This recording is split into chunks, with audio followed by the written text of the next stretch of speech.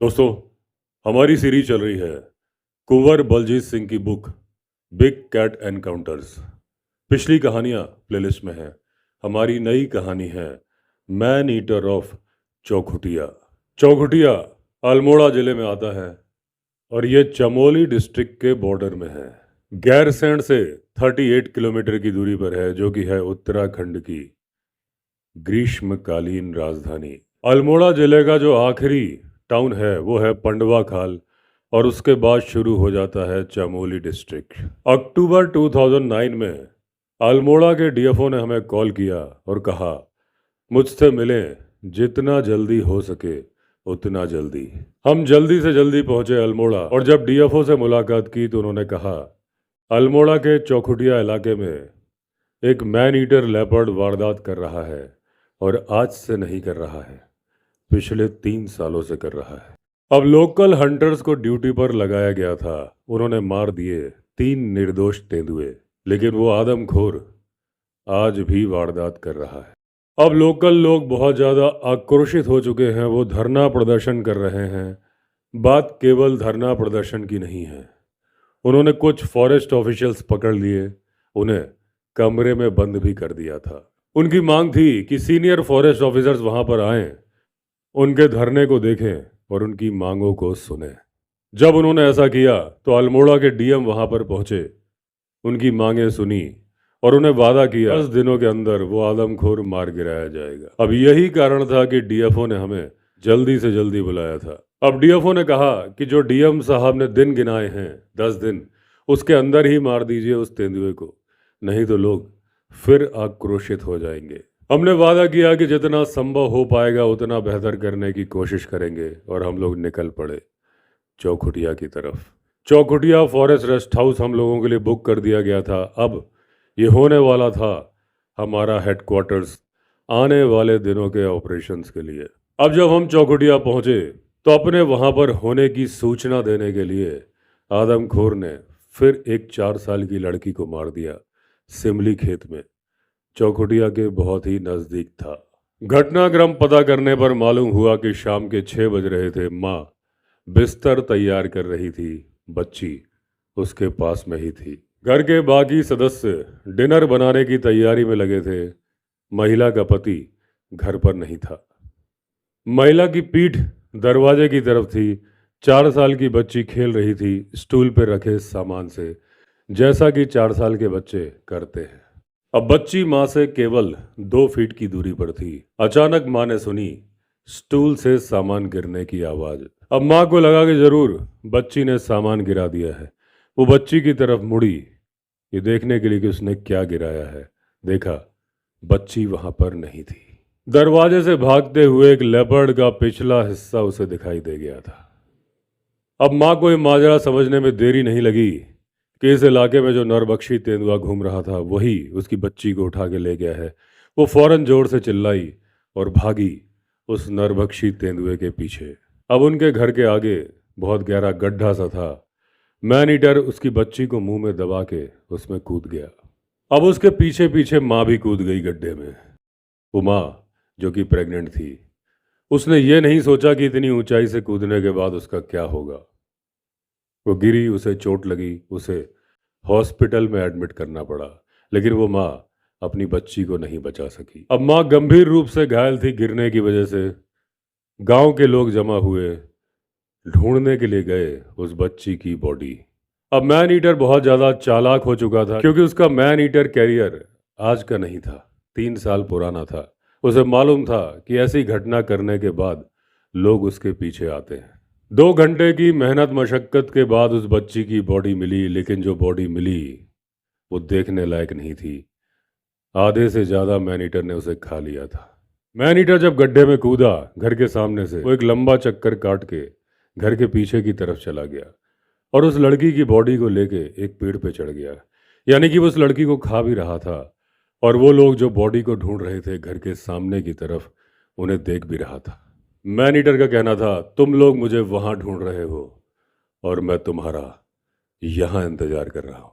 जो लड़की का बचा कुचा हिस्सा था वो था सर, उसके कुछ बाल। सर पेड़ के नीचे गिरा हुआ था, बाल पेड़ के तने में अटके थे। यानी कि मैन ईटर ने लड़की को पूरा ही खा लिया था। जब हम लोग इंक्वायरी करने पहुंचे तो बच्ची की माँ हॉस्पिटल से वापस आ चुकी थी, लेकिन हमारे सवालों का जवाब देने की स्थिति में थी नहीं। हर वक्त रो रही थी और वो बहुत गहरे सदमे में थी। अब हम लोग उस स्पॉट पे गए जिस पेड़ पर बच्ची को खाया था आदमखोर ने। वहां पर हमें मैन ईटर के पग मार्क मिल गए। ये बड़ी ही इम्पोर्टेंट बात थी क्योंकि फॉरेस्ट डिपार्टमेंट ने हमें पग मार्क के सैंपल नहीं दिए थे। उनका कहना था पहाड़ी इलाका है, पग मार्क मिलते ही नहीं है। अब जब हमने पग मार्क चेक किए तो हमें मालूम चला कि ये बहुत बड़े आकार का मेल लेपर्ड है। अब पहचान हो चुकी थी, अब बारी थी ढूंढने की कि यह हत्यारा रहता कहाँ है। हमने फॉरेस्ट डिपार्टमेंट से कहा कि भैंस के पाड़े मंगवाइए या फिर मंगवाइए बड़े साइज की बकरी और उन्हें अलग अलग लोकेशन पर बंधवा दीजिए। 4 घंटे तक जंगल में हमने और भी ढूंढने की कोशिश की, जानकारी इकट्ठा करने की कोशिश की इस नरभक्षी तेंदुए के बारे में, लेकिन कोई भी नई जानकारी हमें मिली नहीं।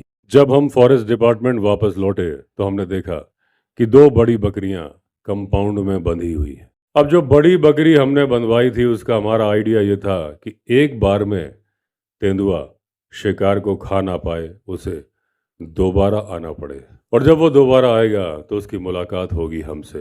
अब हमने फॉरेस्ट स्टाफ को बोल दिया कि बकरियों को वहां पर बंधवा दीजिए जहां पर हमने बताया था। उनमें से एक लोकेशन वो थी जहां से लड़की को लेके गया था वो नरभक्षी तेंदुआ, और हमने कहा था जहां बकरी को बांधिए वहां पर आसपास रेत से एक बेड बना दीजिए ताकि जो भी तेंदुआ इसे मारे हम उसे पहचान सके पग मार्क से कि ये नरभक्षी है कि नहीं। अगले दिन सुबह हमें खबर मिली कि बकरी सही सलामत है, उसे तेंदुए ने मारा नहीं है। लेकिन गांव वालों ने हमें बताया कि जो लोग बकरी को बांधने के लिए गए थे पूरी रात उन्होंने दारू पी पेड़ के नीचे बैठ के और वहीं पर सो गए। ये मालूम चलने पर हमने उन्हें काफ़ी डांटा फटकारा और उनसे बोला कि तुम लोग भाग्यशाली हो कि आज जिंदा खड़े हो। अगर मैनीटर वहां पर आ जाता तो दोनों में से एक की मौत तो तय थी। उसी दिन शाम को ये फॉरेस्ट स्टाफ जिसे कि शूटर बना के फॉरेस्ट डिपार्टमेंट ने भेजा था चौखुटिया, एक दुकान पर बैठा था। लोगों ने उंगली से इशारा दिखाया कि वो रहा मैनीटर। उसने चला दी गोली, गोली उसे लगी नहीं। अब उसके बाद लोगों ने हमें खबर दी कि मैन ईटर एक आदमी पर घात लगा के बैठा है जो कि काम कर रहा है अपने खेत पर। लेकिन जब तक हमें खबर मिली तब तक वो आदमखोर तेंदुआ वहां से जा चुका था। अब हम समझ चुके थे कि ये और ज़्यादा चालाक हो जाएगा, अपने आप को दिखाने की कोशिश भी नहीं करेगा जब वो लगाएगा घात। जब हम उस जगह पर इन्वेस्टिगेट करने के लिए पहुंचे जहां पर वो बकरी बांधी गई थी, वहां पर प्लास्टिक पड़ी थी, सिगरेट के बट पड़े थे और पड़ी थी बीड़ियाँ। अब ये बीड़ी और सिगरेट के बट बता रहे थे कि जो गांव वालों ने हमें कहानी बताई थी वो सच्ची थी। हम घंटों यहाँ से वहां तहकीकात करते रहे इस उम्मीद में कि कोई तो सुराग मिलेगा मैन ईटर का, लेकिन सुराग मिला नहीं। हम काफी ऊपर तक पहाड़ी पर चढ़ चुके भी हमें कुछ नजर आया। सूरज की रोशनी में दूर कुछ चमक रहा था। हमसे करीब 100 फीट की दूरी पर था, नीचाई पर। जब हम वहां पर उतरे तो देखा एक बच्चे की खोपड़ी थी। काफी पुरानी खोपड़ी थी, उस पर जरा सा भी मांस नहीं था। करीब करीब वैसी ही खोपड़ी थी जैसी कि रखी होती है लेबोरेटरी में। आसपास हमने और ढूंढा। एक झाड़ी के अंदर पैर की हड्डी नजर आई। झाड़ी को हमने थोड़ा हटाया, हमें नजर आई एक गुफा। यानी कि एक्सीडेंटली, अचानक से हमें मिल गई थी उस नरभक्षी तेंदुए की गुफा। इस बात की पूरी संभावना थी कि वो उसके अंदर ही होगा क्योंकि अभी बजे थे दोपहर के 2। हम जल्दी जल्दी पीछे हटे और अपने अगले कदम के बारे में प्लानिंग करने लगे। अब आपस में विचार विमर्श करने के बाद हमने फैसला लिया, हम 2 लोग अपनी राइफल और गन कॉक करके निशाना लगाकर ट्रिगर पर उंगली रख के खड़े रहेंगे और एक आदमी वो झाड़ी काटेगा जो कि गुफा के दरवाजे पर है। अब एक लोकल लड़का जो हमारे साथ था उसने कहा ये झाड़ी काटने का काम मैं कर दूंगा। अब हम लोगों ने अपनी पोजीशन ले ली उस गुफा के दरवाजे से करीब 20 गज की दूरी पर। जल्दी जल्दी वो लड़का झाड़ी काटने लगा। अंदर से किसी तरह की कोई आवाज़ नहीं आ रही थी। अब जब झाड़ी काट दी गई तो उस गुफा के 3 से 4 फीट अंदर हम देख पा रहे थे उसके अंदर कुछ दिखाई नहीं दे रहा था। हमारे साथ जो लोकल लोग थे उनसे हमने कहा आसपास से पत्थर इकट्ठा करो और गुफा के अंदर फेंको। 15 मिनट तक बमबारी होती रही पत्थरों की उस गुफा के अंदर, लेकिन कोई भी हरकत हुई नहीं। तो मैं गुफा के दरवाजे पर गया और उसके अंदर एक गोली दाग दी, लेकिन अभी भी कोई रिस्पॉन्स नहीं था। इसका मतलब वो गुफा खाली थी। अब हम गुफा के अंदर घुसे। काफी घुप अंधेरा था, लेकिन किसी तरह की कोई बदबू वहां पर थी नहीं। यानी इस गुफा को खाली करके चला गया है वो आदमखोर तेंदुआ काफी समय पहले।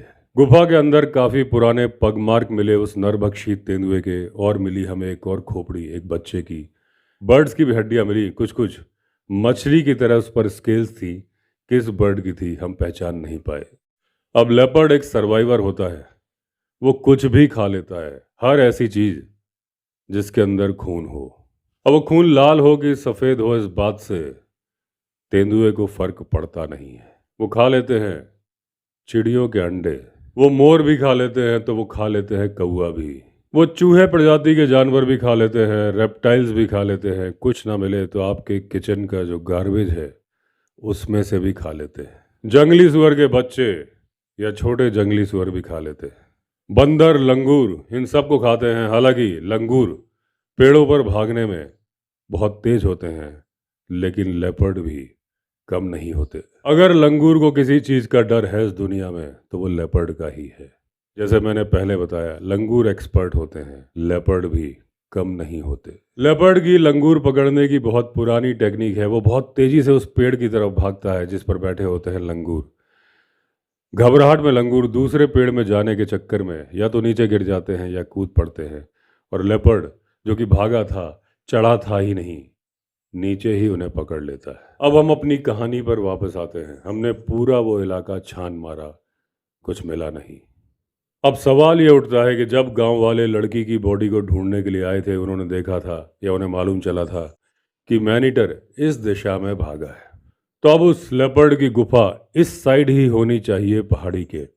अब ये गुफा मिली है लेकिन ये खाली है, तो दूसरी गुफा भी बहुत ज़्यादा दूर होगी नहीं, क्योंकि लेपर्ड भागा इधर ही है। अब काफ़ी देर ढूंढते ढूंढते जब हो गई और हमें लगा अब काफ़ी देर हो रही है, रात आने वाली है और वो टाइम आने वाला है जब हम उस लेपर्ड को ढूंढेंगे स्पॉटलाइट मार के, तो हमने डिसाइड किया गुफा ढूंढने का काम कल पर छोड़ते हैं।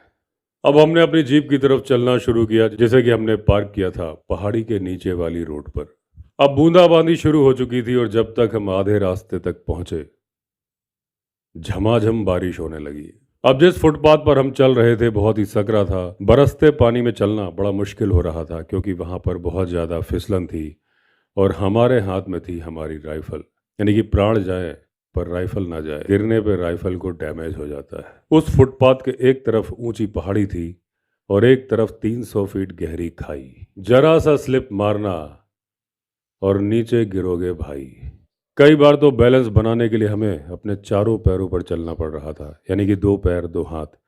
हमारी गन नीचे लटक रही होती थी। हमारे साथ एक पहाड़ी लड़का चल रहा था जिसने कि बाथरूम स्लीपर्स पहने थे। वो स्लिप कर गया, 10 से 15 फीट नीचे गया और एक छिपकली की तरह झाड़ी पकड़ के चिपक गया। हमारी टीम के दूसरे साथी ने उसे बाहर निकाला।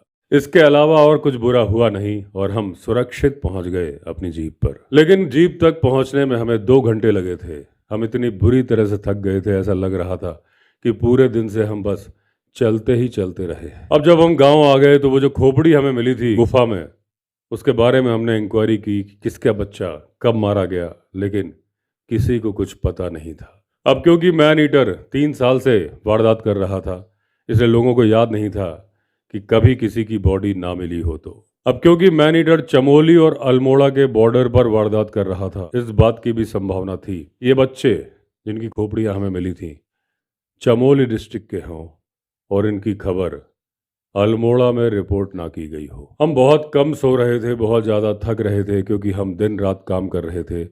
हम वो डेडलाइन पूरी करना चाहते थे जो कि डीएम ने दी थी गांव वालों को, 10 दिन में नरभक्षी तेंदुए को मारने की। दिन में हम पैदल ढूंढते थे उस आदमखोर को, रात में स्पॉटलाइट से गाड़ी में बैठ के इस उम्मीद के साथ कि कभी रास्ता क्रॉस करता हुआ दिख जाए। 3 दिन से लगातार बारिश हो रही थी, जरा भी नहीं रुक रही थी। अब हम फॉरेस्ट रेस्ट हाउस में ही बंद थे। अब हमारी पार्टी के 3 लोग ये टेंशन, ये थकावट बर्दाश्त नहीं कर पा रहे थे। तो उन्होंने कहा, भैया हम तो वापस जा रहे हैं। अब 5 में से हम 2 ही बचे थे। चौथे दिन बारिश रुक गई, सूरज बाहर निकल आया। ये दिन खुला हुआ था, धूप थी। फौरन हमने स्टार्ट किया अपना कैंपेन।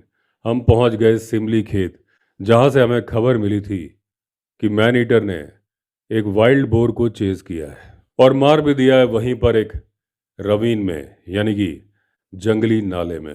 अब हमने सोचा कि ईश्वर ने हमें ये मौका दिया है। हमने सोचा वहां पर बनाते हैं मचान या फिर एक छिपने की जगह। हमें मालूम था कि वाइल्ड बोर लेपर्ड का पसंदीदा शिकार होता है, तो पक्का बचा हुआ खाने के लिए जरूर आएगा और हमारे हत्थे चढ़ जाए। अब जब हम लोग घटनास्थल पर पहुंचे तो हमें बड़ा अफसोस हुआ ये जान के कि वहां पर कोई जंगली सुअर मरा हुआ नहीं पड़ा था, केवल मुड़ी हुई पत्तियां थीं और पड़ा हुआ था खून। हमें मालूम चला कि उस मरे हुए सुअर को गांव वाले खुद उठा के ले गए थे अपने खाने के लिए। अब उन गांव वालों ने एक बार भी नहीं सोचा, इतना अच्छा मौका था हमारे पास उस आदमखोर को मारने के लिए जो उन्हें परेशान कर रहा था 3 सालों से। अब उस रवीन से हम लोग बाहर निकले, बड़े ही उदास थे, बड़े ही मायूस थे। अब हम डिस्कस कर रहे थे कि आगे क्या करना चाहिए। अब जब हम डिस्कशन कर रहे थे, मेरे दिमाग में एक आइडिया आया कि हालांकि जंगली सुअर को गांव वालों ने हटा लिया है, ये बात गांव वाले जानते हैं, हम जानते हैं, लेकिन लेपर्ड थोड़ी ना जानता है। हमने डिसाइड किया कि हम एक लाइव बेट भी बंधवा देंगे वहां पर और वहीं पर बैठेंगे। अब जो बेट हमने बांधी थी बहुत ज़्यादा वोकल थी, यानी कि बहुत ज़्यादा शोर शराबा कर रही थी। हमारे लिए अच्छा था, यानी कि जब मैन ईटर जंगली सुअर को ढूंढने के लिए वहां पर आएगा और उसे जंगली सुअर वहां पर नहीं मिलेगा, वो कोशिश करेगा नया शिकार करने की। अब एक खेत का किनारा हमने सेलेक्ट किया जहां से वो रवीन एकदम साफ नजर आता था और हमने डिसाइड किया कि हम उस घर की बालकनी में बैठेंगे जो कि फेस करती थी उस रवीन को। अपने सामने हमने कपड़ों की दीवार बना ली ताकि मैन ईटर हमें देख ना पाए। अब जिस आदमी को हमने कहा था कि लाइव बेट लेके आओ, वो लेके आया था 3 बकरियां और एक कुत्ता। अब जब सारी तैयारी पूरी हो गई तो उस बेट को हमने बांध दिया और शाम के 5 बजे हम बैठ गए। बालकनी में इंतजार था हमें उस लेपर्ड का। अब पहली बकरी पहले तो मिमियाती रही थोड़ी देर तक, उसके बाद बैठ गई और वो घास चबाने लगी, क्योंकि उसने कहा 001 तेरी बहन को नमन, मिमियाऊं भी मैं, मारी भी मैं जाऊं। अब जब उसने मिमियाना बंद कर दिया तो हमने दूसरी बकरी भेजी, पहली वाली को वहां से हटा लिया। यही तो प्लान था उस बकरी का। अब जिस मकान की बालकनी में हम बैठे थे वो एक वैली को फेस करता था और जो हवा चल रही थी वो ऐसा लग रहा था जैसे कि कोई टॉर्नेडो आ गया हो। अब इस घर के दोनों तरफ पहाड़ियाँ थी और ये वैली एक फनल का काम कर रही थी। जितनी भी हवा निकलती थी, जैसे भी निकलती थी, यहीं से निकलती थी। अब जो हवा चल रही थी वो सिर्फ हवा नहीं थी, बहुत ज़्यादा ठंडी हवा थी। हमें बालकनी में बैठने में ठंड लग रही थी। अब जो दूसरी बकरी भेजी थी वो तो बिल्कुल भी मिमिया नहीं रही थी, बस वो गांव की तरफ देखे जा रही थी, यानी उस बालकनी की तरफ देखे जा रही थी। अब जब इसने भी नहीं मिमियाया तो हमने सोचा कुत्ते को ट्राई करते हैं। कुत्ता भी होशियार था, जब उसे बांध दिया गया वो भी नहीं भौंका। अब कुत्ते को हटाया गया और तीसरी बकरी को वहां पर बांधा गया, वो भी नहीं मिमियाई। वो तो और महान थी, सोने चली गई। अब हमारा भी बुरा हाल था, ठंडी हवा में बैठ गए, हमारी बेट्स भी हमारा साथ नहीं दे रही थी। तो रात के 10 बजे हमने डिसाइड किया कि चलते हैं रेस्ट हाउस। बुझे हुए मन से हम रेस्ट हाउस वापस आ गए। अब हमने सोचा कि अब मौसम क्लियर है, क्यों ना अपने एफर्ट्स जो कि मैन ईटर को मारने के हैं उन्हें दुगना कर दिया जाए, क्योंकि अगर बारिश आई तो उसके बाद फिर हम रेस्ट हाउस के अंदर बंद हो जाएंगे और कुछ भी करने में समर्थ नहीं होंगे। क्योंकि जब बारिश होती है तो लेपर्ड भी अपनी गुफा से बाहर निकलना पसंद नहीं करता। अब इसके 2 कारण हैं, एक तो लेपर्ड को पानी पसंद नहीं और दूसरी वजह वो जानता है कि उसके जो शिकार हैं वो भी कहीं ना कहीं छिपे होंगे, चाहे वो कुत्ते हों, चाहे वो हिरण हो, चाहे वो बकरियां। खुले में तो नहीं होंगे।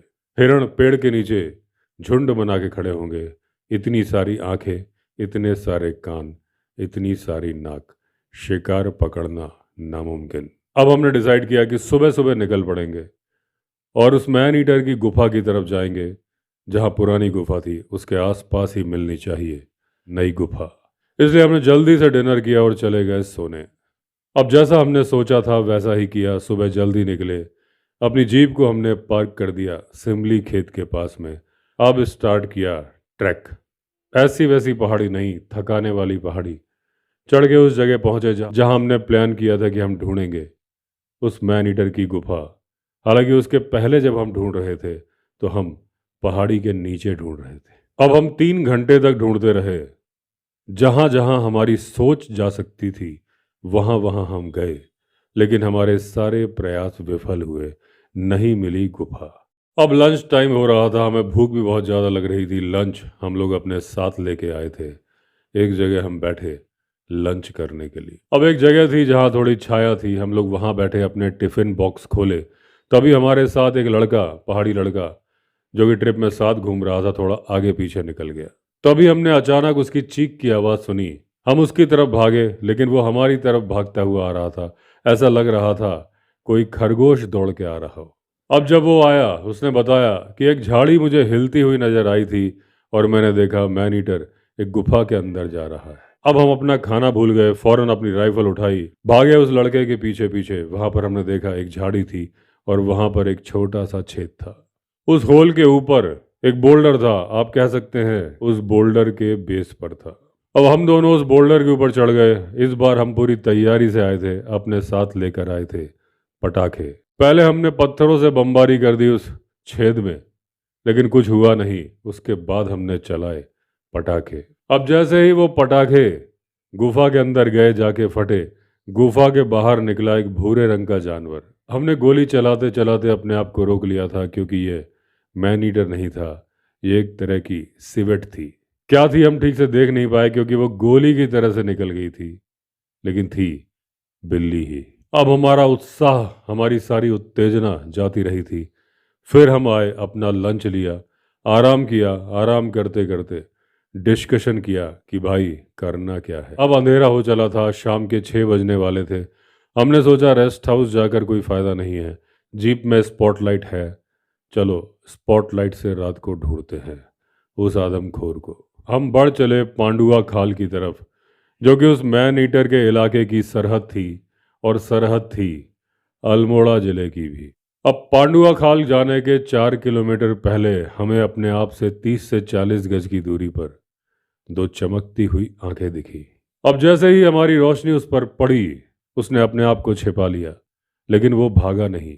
अब क्योंकि जिस झाड़ी के पीछे वो छिपा था उसके आसपास कोई दूसरी झाड़ी थी नहीं, यानी अगर लेपर्ड भागता भी तो हमारे पास पर्याप्त समय होता उसे गोली मारने के लिए।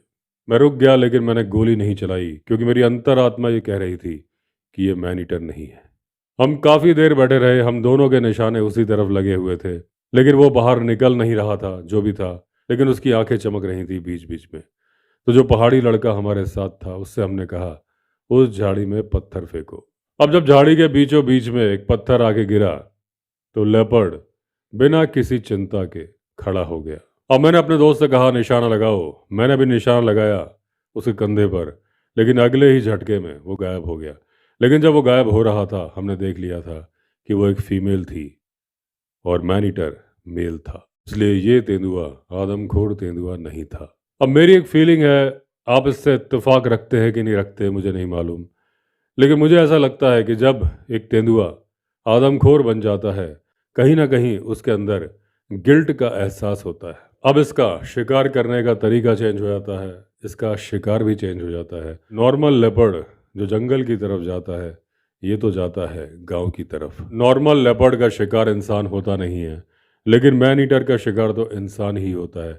लेकिन फिर भी उसके मन में एक जो गिल्ट की भावना आ जाती है, इंसान को देख के वो छिपने की कोशिश करता है। और जब मैं आपको ये बात बता रहा हूँ तब बता रहा हूँ जबकि मैं करीब 100 से ज़्यादा लेपर्ड देख चुका हूँ। मैन ईटर भी देखे हैं, मैन किलर भी देखे हैं, नॉर्मल लेपर्ड भी देखे हैं, और उन सब का व्यवहार अध्ययन करने के बाद मेरी ये फाइंडिंग है। अब लेपर्ड वैसे तो बड़ा शाई होता है, फीमेल लेपर्ड कुछ ज़्यादा शाई होती है, मैन ईटर भी शाई होता है, लेकिन जैसे ये फीमेल लेपर्ड झाड़ी के अंदर घुस गई थी, वो झाड़ी के अंदर तो नहीं घुसता, लेकिन वहां से भाग जरूर जाता जब वो इंसान को देख लेता। अब एक मैन ईटर हमेशा पीछे से हमला करता है। अगर कई लोग हैं और जा रहे हैं एक लाइन बनाकर, तो जो सबसे पीछे चल रहा है उसे खतरा होता है। और अगर अकेला आदमी भी जा रहा है, जो कि मैन ईटर का इलाका है जहां पर मैन ईटर का आतंक है, अगर वो आदमी सतर्क है, बार बार मुड़ के हर दिशा में देख रहा है, तो वो मैन ईटर का शिकार नहीं बनेगा। हम पिछले 9 दिनों से मैन ईटर के पीछे घूम रहे थे, और उन 9 दिनों में से 5 दिन बारिश ने खराब कर दिए थे। अब दीपावली नज़दीक आ रही थी। फॉरेस्ट स्टाफ चाहते थे कि इस आदमखोर को जल्दी से जल्दी मार दिया जाए, क्योंकि वो सब दीपावली की छुट्टी में अपने घर जाना चाहते थे। डिस्ट्रिक्ट मजिस्ट्रेट ने जो डेडलाइन दी थी गांव वालों को, वो भी नज़दीक आ रही थी। हम अपने भरसक प्रयास कर रहे थे, लेकिन हमें सफलता मिल नहीं रही थी। शायद किसी भी अभियान में इतना ज़्यादा डेस्परेट होके हमने कभी भी कोशिश नहीं की थी। अब डिस्ट्रिक्ट मजिस्ट्रेट के कहे हुए शब्द और हमारी साख दोनों दांव पर लगे थे। अब हम बहुत ज़्यादा हतोत्साहित थे। हमें कोई आशा की किरण, उम्मीद की किरण दिखाई दे नहीं रही थी। दिन भर हम पैदल उस आदमखोर को ढूंढते थे, रात को ढूंढते थे स्पॉटलाइट लेके, लेकिन नतीजा नील बटा सन्नाटा। अब करीब करीब आधी रात हो चुकी थी। हम गश्त लगा रहे थे। हमने पहले ही ले लिए थे 2 राउंड। तभी हमें सिमली खेत की तरफ से लेपर्ड आता हुआ दिखा। ये गांव वही गांव था जहां इस लेपर्ड ने अपना आखिरी शिकार किया था, वो 4 साल की बच्ची। अब जैसे ही लेपर्ड ने हमें देखा, वो एक झाड़ी के अंदर घुस गया। अब उसका ये बिहेवियर देख के मुझे अंदाजा लग गया था कि यही आदमखोर है। और उसके बाद वो नीचे की तरफ चला गया जहाँ थे घर। वहाँ पर हम गोली चला नहीं सकते थे क्योंकि लोग रहते थे, गोली किसी को भी लग सकती थी। अब मैंने 12 बोर की बंदूक अपने हाथ में ले ली, जीप को थोड़ा आगे बढ़ा दिया ताकि उस लेपर्ड को बेवकूफ़ बनाया जा सके। 10 मिनट इंतजार करने के बाद हम अपनी जीप को लेके वापस आ गए। मैं गोली मारने के लिए एकदम तैयार था। अब जब हम उस जगह पर पहुंचे जहां पर उसने अपने आप को छिपा लिया था, हमने देखा वो बाहर निकल रहा है। मैंने अपनी दोनों बैरल एक के बाद एक उस आदमखोर के ऊपर दाग दी। मैंने जीप के रुकने का इंतजार भी नहीं किया। अब उसके बाद वो लेपर्ड हमारा हो चुका था। हमारे साथ जो फॉरेस्ट गार्ड था वो इतना ज़्यादा उत्साहित हो गया कि नाचते हुए उसके नज़दीक चला गया। हालांकि वो लेपर्ड तब तक मरा नहीं था, अपनी आखिरी सांसें गिन रहा था। हम बार बार उसे रोक रहे थे कि ऐसा मत करो, लेकिन वो सुन ही नहीं रहा था। अब जब फॉरेस्ट गार्ड नाचते हुए नज़दीक पहुंच गया, तो जो लेपर्ड मरने वाला था, आखिरी सांसें गिन रहा था, उसने काट लिया फॉरेस्ट गार्ड के पैरों में। क्राइम मास्टर गोगो, आया हूँ, कुछ तो लेके जाऊंगा। लेकिन उसने पूरे जूते पहने थे मिलिट्री स्टाइल में, तो उसके पैर में कोई चोट तो नहीं लगी।